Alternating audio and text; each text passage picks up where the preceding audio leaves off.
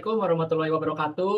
Selamat malam, salam sejahtera bagi kita semua. Pada kesempatan kali ini, kami akan mempresentasikan hasil proyek final mata kuliah basis data yang berjudul Perancangan dan Implementasi Database Sistem Penjualan Toko Morojodo 1.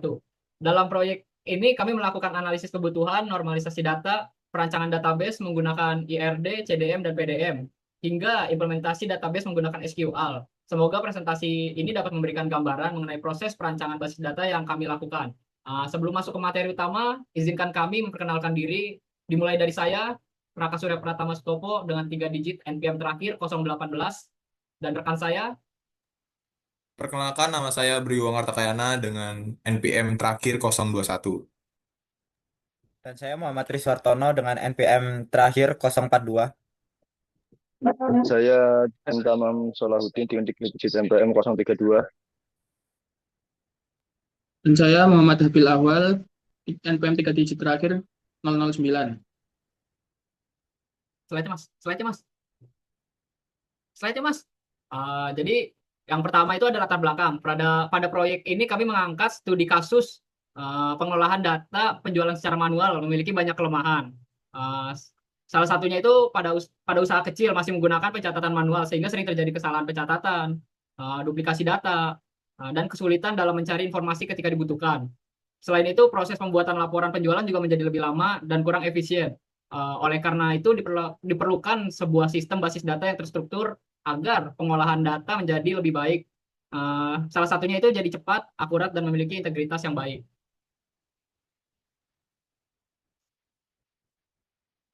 Yang kedua ada rumusan masalah. Berdasarkan permasalahan tersebut, terdapat beberapa hal yang ingin kami selesaikan, yaitu bagaimana merancang basis data yang sesuai dengan kebutuhan sistem, melakukan normalisasi data hingga bentuk normal ketiga atau 3NF, membuat ERD, CDM, dan PDM. Mengimplementasikan database menggunakan SQL melalui DDL dan DML, serta menampilkan data hasil relasi antar tabel. Lalu yang ketiga ada tujuan proyek. Tujuan dari proyek ini adalah menganalisis data transaksi toko, melakukan normalisasi data agar lebih terstruktur, merancang model basis data menggunakan IRD, CDM, dan PDM, kemudian mengimplementasikannya ke dalam database dengan SQL. Selain itu, proyek ini juga bertujuan memenuhi capaian pembelajaran pada mata kuliah basis data. Lalu yang keempat ada manfaat proyek. Proyek ini memberikan manfaat bagi beberapa pihak. Yang pertama tuh ada bagi mahasiswa. Proyek ini membantu memahami konsep basis data secara lebih mendalam, serta melatih kemampuan analisis dan penggunaan di BMS.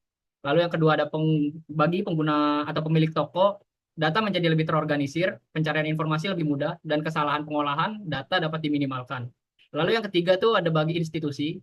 Proyek ini dapat menjadi contoh penerapan digitalisasi data dan referensi untuk pengembangan sistem serupa.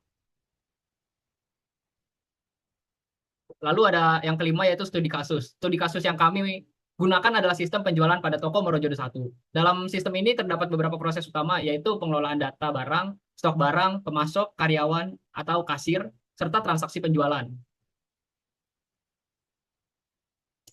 Lalu ada metodologi. Dalam pengerjaan proyek ini kami menggunakan beberapa tahapan, yaitu yang pertama, melakukan pengumpulan data dari transaksi yang ada. Kedua, menganalisis kebutuhan sistem. Ketiga, mengidentifikasi entitas dan atribut yang diperlukan. Selanjutnya dilakukan normalisasi data untuk mengurangi redundansi, kemudian membuat IRD, CDM, dan PDM. Sebagai rancangan database, setelah desain selesai, database diimplementasikan menggunakan MySQL. Dan diakhiri dengan pengujian sistem untuk memastikan seluruh fungsi sistem berjalan dengan baik. Nah, di sini ada analisis data awal. Data awal yang kami gunakan berasal dari struk transaksi toko Morojodo 1. Dari struk tersebut, kami memperoleh berbagai informasi penting seperti data barang, data kasir, tanggal transaksi, jumlah pembelian, harga barang, dan total pembayaran. Lalu di sini yang kedelapan itu ada identifikasi data. Berdasarkan hasil analisis kami, mengidentifikasi beberapa entitas utama yang nantinya akan digunakan dalam perancangan database. Di antaranya ada tabel barang yang menyimpan informasi produk, dan tabel penjualan yang menyimpan data transaksi. Selanjutnya ada tabel-tabel tersebut akan dikembangkan dan dihubungkan melalui relasi agar mampu mendukung proses bisnis toko.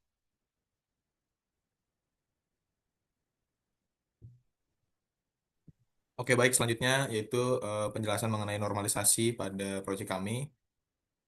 Untuk yang pertama yaitu ada tabel toko yang dimana normalisasi ini telah memenuhi hingga treat normal form atau 3NF. Pertama, tabel memenuhi 1NF karena setiap atribut memiliki nilai yang bersifat atomik, sehingga tidak dapat sehingga tidak terdapat atribut komposit maupun data yang bernilai ganda dalam satu kolom. Kedua, tabel memenuhi dua NF karena seluruh atribut non-key bergantung sepenuhnya pada primary key, yaitu ID toko, sehingga tidak terjadi partikel dependensi. Yang terakhir, tabel juga memenuhi 3NF karena tidak terdapat ketergantungan transitif, artinya seluruh atribut non-key bergantung langsung pada primary key dan tidak bergantung pada atribut non-key lainnya. Dengan demikian, struktur tabel menjadi lebih efisien, konsisten, dan meminimalkan terjadinya redundansi data. Boleh di next. Selanjutnya, normalisasi pada tabel stock in. Nah, normalisasi ini juga telah memenuhi 3NF tersebut. Yang pertama, tabel memenuhi 1NF karena seluruh atribut memiliki nilai yang bersifat atomik dan tidak terdapat atribut komposit dalam satu kolom. Selanjutnya, tabel memenuhi 2NF karena semua atribut non-key bergantung sepenuhnya pada primary key, yaitu ID stock, sehingga tidak terjadi partikel dependency. Terakhir, tabel memenuhi 3NF karena entitas pemasok telah dipisahkan ke tabel tersendiri dan dihubungkan menggunakan foreign key. Dengan pemisahan ini, tidak terjadi ketergantungan transitif, redundansi data dapat dikurangi, serta struktur database menjadi lebih terorganisir dan mudah dikelola. Next. Selanjutnya pada tabel karyawan.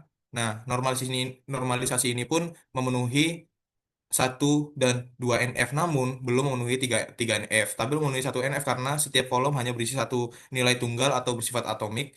Selanjutnya, tabel memenuhi 2 NF karena seluruh atribut non-key bergantung sepenuhnya pada primary key, yaitu ID karyawan, sehingga tidak terdapat partikel dependensi. Namun, tabel belum memenuhi 3NF karena masih terdapat transitif dependensi. Sebagai contoh, atribut gaji bergantung pada jabatan, sedangkan jabatan bergantung pada ID karyawan. Oleh karena itu, diperlukan pemisahan tabel menjadi tabel karyawan, tabel jabatan, dan tabel domisili agar setiap atribut non-key bergantung langsung pada primary key dan struktur database memenuhi treat normal from. Boleh di next.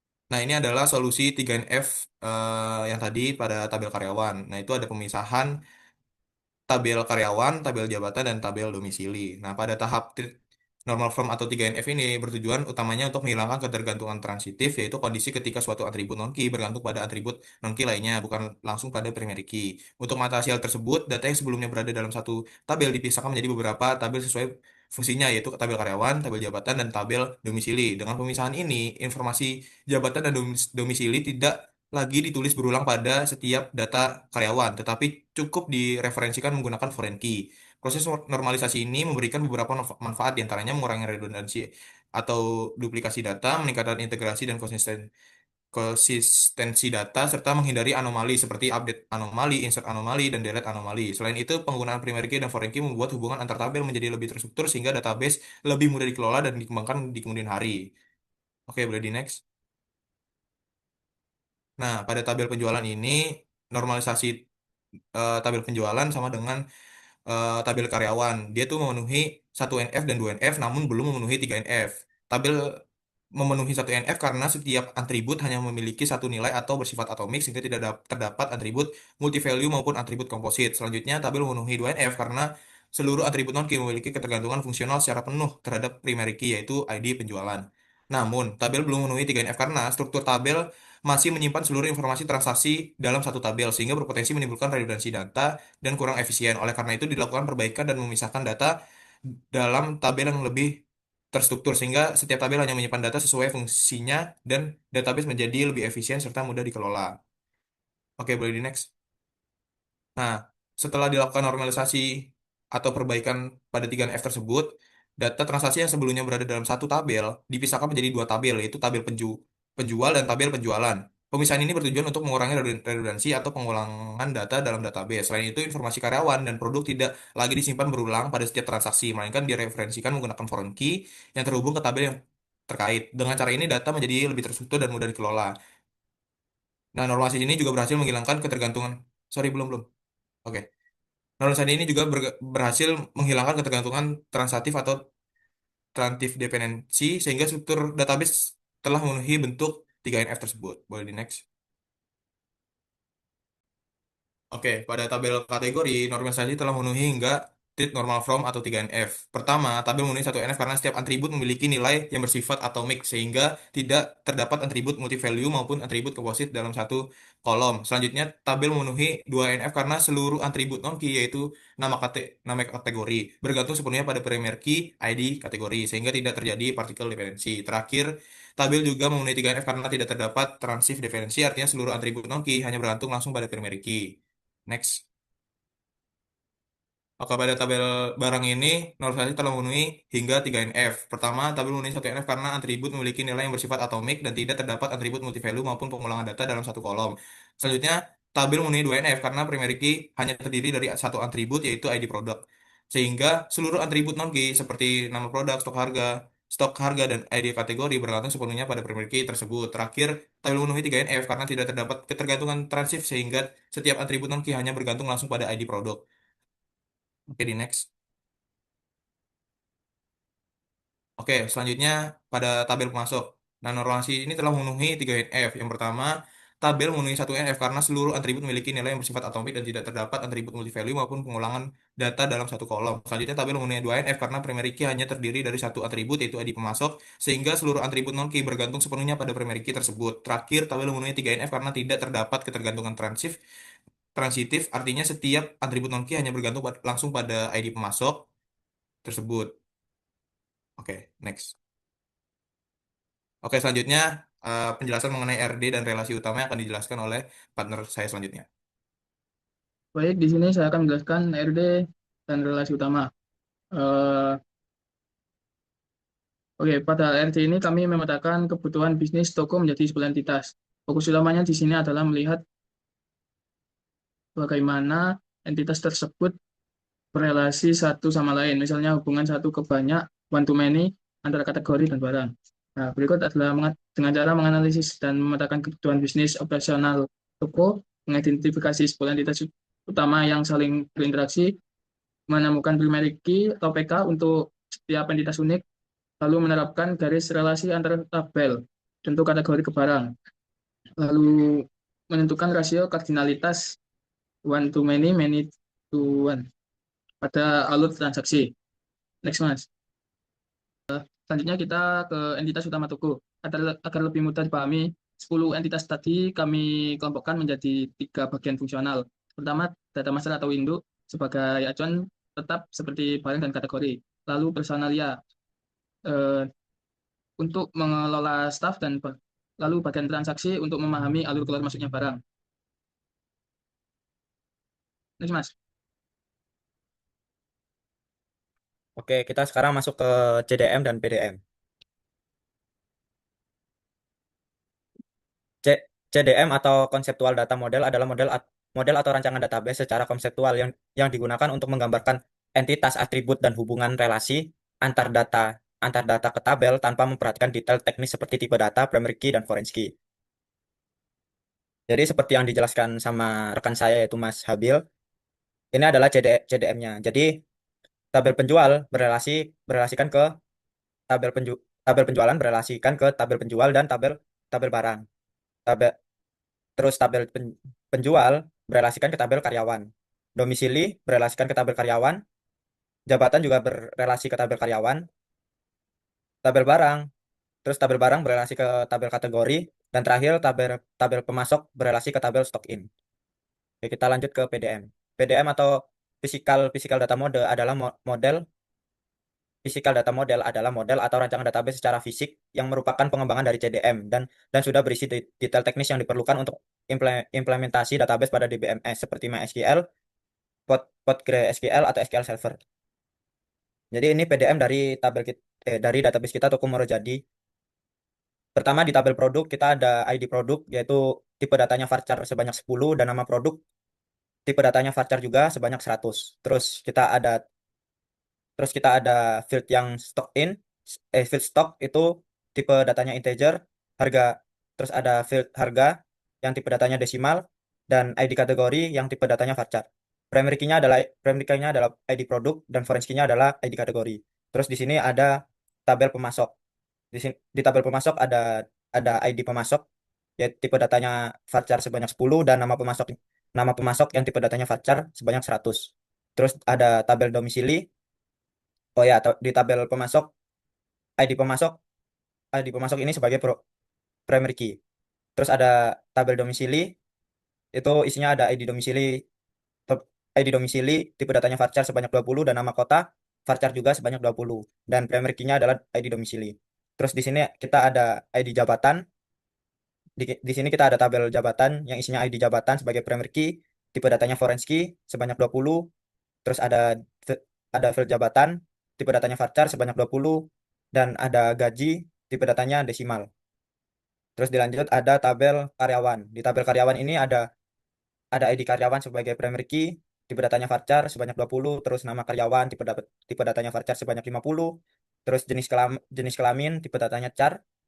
Kenapa kita memilih char? Karena jenis kelamin hanya hanya ada pilihan L atau P doang. Jadi kita pilih char untuk menghemat menghemat space daripada kita menggunakan varchar. Terus dilanjut ada nomor telepon. Nomor telepon ada nomor telepon ini ada kesalahan, ini sebenarnya integer, bisa dimasukkan integer, tapi bisa juga varchar karena nomor telepon tidak bernilai. Terus ada usia, itu integer, ada ID jabatan sebagai foreign key dan ID domisili sebagai foreign key. Masing-masing varchar sebanyak 20. Oke, next. Di sini ada di sini ada tabel kategori, ada ID kategori, nama kategori, masing-masingnya adalah tipe datanya varchar. Terus ada tabel penjualan. Di sini ada ID penjualan, ada ID penjual, ID produk, foreign key-nya ID penjualan, dan ID penjual dan ID produk ini foreign key. Terus ada jumlah juga yang tipe datanya integer. Terus ada tabel penjual. Tabel penjual ini, ID penjual ini sebagai primary key, tipe datanya varchar, ada ID karyawan sebagai foreign key, tipe datanya varchar, dan ada tanggal tanggal waktu, tipe datanya date time. Terus ada tabel toko. Ada ID toko yang berupa primary key, tipe datanya varchar, nama toko varchar, alamat juga varchar. Terus ada tabel stock in. ID stock in ini berperan sebagai primary key, tipe datanya varchar, ada tanggal yang tipe datanya date, dan ada ID pemasok. ID pemasok sebagai foreign key, tipe datanya varchar, dan jumlah jumlah masuk yang tipe datanya integer. Jadi jadi jadi singkatnya CDM adalah rancangan awal database yang menggambarkan entitas, atribut, dan hubungan antara entitas tanpa memperhatikan tipe data maupun implementasi pada database. Itu sedangkan PDM adalah hasil pengembangan dari CDM. Jadi dia lebih detail, lebih ada tipe data, ada foreign key, menunjukkan foreign key dan primary key dan lain-lain. Jadi PDM itu lebih hasil pengembangan dari CDM. Gitu. Oke, untuk detail dan detail sendiri bisa di next. Yang pertama yaitu ada DDL, yaitu Data Definition Language, digunakan untuk membangun kerangka atau struktur database. Contohnya jadi DDL itu digunakan untuk membuat database dari awal, yaitu membuat database dan membuat tabel, yaitu dengan beberapa sintaks seperti sintaks read, alter, dan drop. Jadi next. Yang pertama yaitu ada singkat create, yaitu perintah ini digunakan untuk membuat objek baru di database, seperti database itu sendiri atau sebuah tabel. Jadi ini adalah sintak awal yang digunakan untuk membuat database dan membuat tabel. Jadi next. Yang pertama yaitu membuat database. Di sini saya menggunakan SQL Workbench. Yaitu yang pertama yaitu kita bisa menggunakan sintak itu create database, yaitu Toko Morojodo. Dan yang kedua kita bisa gunakan sintak tambahan, yaitu sintak use. Yaitu yang pertama itu create database. Kita perlu mengeksekusi dulu untuk membuat sebuah database. Setelah kita eksekusi, kita harus mengeksekusi use itu digunakan sebagai pemilihan database yang kita gunakan, karena dari sistem SQL sendiri tidak bisa tahu lah kita ingin menggunakan database yang mana. Jadi sintak use itu digunakan untuk memilih database yang kita gunakan, dan hasilnya akan seperti yang di bawah, yaitu Tokomoro Jodo, dan tulisan dan teksnya bakal menjadi bold kalau database itu telah digunakan. Bisa di next. Terus yaitu yang pertama itu ada penggunaan syntax create, yaitu yang dimana tinggal create table, yaitu terus tabel apa yang kita buat. Yang di contoh ini ada 3 contoh, yaitu ada domisili, pemasok, stock in, dan dari domisili yaitu yang pertama kita membuat ID domisili sendiri dengan tipe data, terus dia termasuk primary key dengan tinggal metik primary key di belakang. Dan bisa di next. Dan ini hasil penggunaan dari Syntagrid. Dan sebelumnya saat kita menggunakan Syntagrid, kita tidak bisa langsung otomatis melihat sebuah data itu sudah jadi atau belum tanpa menggunakan syntax description yaitu atau dash untuk melihat apakah tabel tersebut sudah jadi atau belum. Bisa di next. Untuk syntax alter sendiri yaitu perintah ini digunakan untuk mengubah struktur tabel sudah ada. Kamu bisa menggunakannya untuk menambah kolom baru, menghapus kolom, atau mengubah tipe data. Jadi syntax alter digunakan ketika ada kesalahan pada penamaan atau tipe data atau apalah yang perlu kita mengubah dan kita bisa mengubahnya menggunakan syntax alter. Bisa di next. Bisa ini adalah penggunaan syntax alter yaitu yang pertama itu ada di alter table, toko rename. Saya ingin mengubah pada kasus ini saya ingin merubah tabel toko namanya menjadi yaitu cabang toko dengan hanya alter table toko rename cabang toko dan kasus kedua yaitu alter table. Aku ingin mengubah karena ada nama karyawan yang hampir 100. Jadi aku ingin mengubah tipe datanya menjadi sekitar 100. Jadi tinggal alter table karyawan modify nama karyawan varchar 100 dan yang kedua hampir sama yaitu nama kota saya ingin menjadikan tipe datanya 50 bisa masuk seperti yang sebelumnya. Tapi yang ini adalah alter table domisili change. Kalau change itu kalian mengganti tipe data dan namanya sekaligus. Jadi next. Ini adalah hasil dari penggunaan syntax alter. Bisa kita lihat bahwa nama toko di sini sudah berubah dan di sini bisa kita lihat untuk asal kota yang sebelumnya 20 sekarang berubah menjadi 50 dan nama karyawannya sebelumnya juga 20 sekarang berubah menjadi 100. Jadi next. Terus untuk yang ketiga itu ada syntax drop, yaitu perintah ini digunakan untuk menghapus objek secara permanen dari database. Jadi drop ini digunakan untuk menghapus sebuah bisa database, bisa tabel, bahkan bisa kolom. Jadi next. Ini adalah penggunaan syntax drop yang pertama di sini saya ingin menghapus tabel toko dengan hanya drop tabel toko. Dan di sini yang kasus kedua yaitu ada gaji. Saya di sini kayak merasa karyawan saya tidak butuh digaji, jadi saya akan menghapus kolom gaji dengan alter table jabatan drop kolom gaji. Terus yang kedua yaitu saya ingin menghapus nomor telepon dengan sama seperti sebelumnya alter table karyawan drop kolom nomor telepon. Bisa di next. Di sini adalah hasil dari produk syntax drop yaitu bisa kita lihat pada sebelah kiri di sini bahwa tabel toko sudah hilang dan gaji pada karyawan yang tidak penting juga sudah hilang dan nomor telepon juga sudah hilang. Bisa di next. Terus untuk DML sendiri yaitu data manipulation language yaitu digunakan untuk memanipulasi data di dalam kerangka yang sudah dibuat tadi. Mengisi perabotan seperti mengisi perabotan berwarna sofa atau membuang sampah dan ada beberapa sintak yang akan saya pakai di sini ada insert, update, select dan delete. Jadi next. Ada syntax insert, itu syntax insert ini digunakan untuk memasukkan baris data baru dalam tabel. Jadi lebih tepatnya syntax insert ini digunakan untuk menambah data dalam sebuah tabel. Bisa di next. Ini adalah penggunaan syntax insert yaitu bisa kita lihat yaitu adalah insert into terus tabel yang kita gunakan di tiga contoh ini ada tiga contoh yaitu pemasok, kategori dan jabatan. Dan jangan lupa di akhir itu dikasih values atau nilai. Jadi next. Ini adalah penggunaan syntax sebelum data dimasukkan menggunakan syntax insert bisa di next. Dan inilah hasil dari penggunaan syntax insert. Kita lihat di sini terdapat 30 data yang telah kita masukkan. Bisa di next. Terus untuk update sendiri itu untuk update itu perintah ini digunakan untuk merubah data. Jadi ketika Anda ingin merubah sebuah data itu menggunakan syntax update. Bisa di next. Ini adalah penggunaan syntax update bisa kita dilihat di sini seperti update yang pertama itu update domisili yaitu set nama kota yaitu Surabaya Pusat pada ID yaitu 001. Jadi itu merubah nama yang nama kota yang sebelumnya kalau nggak salah itu Surabaya Pusat menjadi Surabaya menjadi Surabaya Pusat. Dan seperti yang lainnya itu sama. Jadi next. Ini adalah hasil penggunaan sintak update, yaitu bisa kita lihat sebelum penggunaan sintak update pada domisili yaitu nama kota Surabaya, Sidoarjo, Gresik, dan sesudah itu bisa kita lihat yaitu ada Surabaya Pusat, Sidoarjo Kota, dan Gresik Kota. Dan seperti yang lainnya juga, yaitu pada pemasok itu Karya Indah, Toko Sembako Adina, CV Makmur Jaya, dan sesudahnya menjadi PT Karya Indah Nusantara, Toko Sembako Argentina, dan CV Makmur Jaya Abadi. Bisa di next.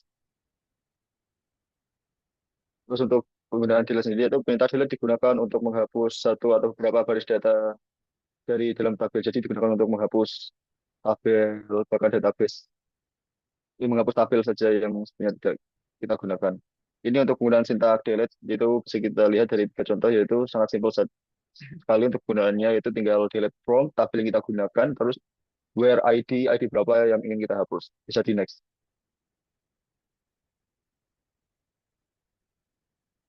Ini adalah sebelum penggunaan sintak update digunakan. Bisa di next. Ini adalah hasil dari sesudah penggunaan sintak update. Bisa kita lihat semua ID pada tiga tabel tersebut yang dari 30 sampai 28 itu sudah tidak ada. Bisa di next. Terus untuk perintah select sendiri, itu perintah ini digunakan untuk mengambil dan menampilkan data dari dalam database. Jadi perintah select itu digunakan untuk menampilkan data yang ingin kita tampilkan. Jadi next.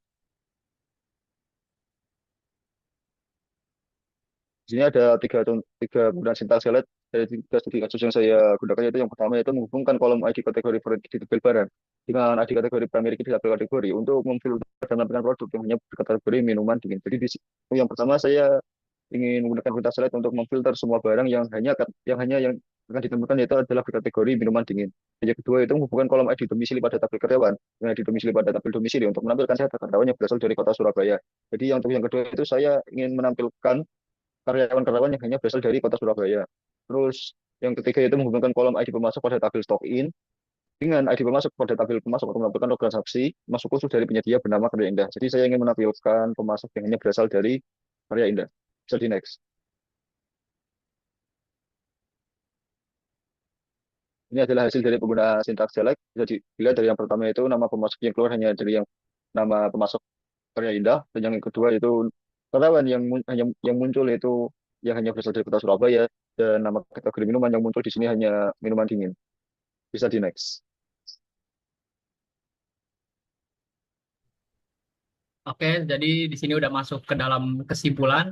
Sebagai kesimpulan, proyek ini berhasil merancang dan mengimplementasikan database sistem penjualan toko Morojodo 1 sesuai dengan tahapan perancangan basis data.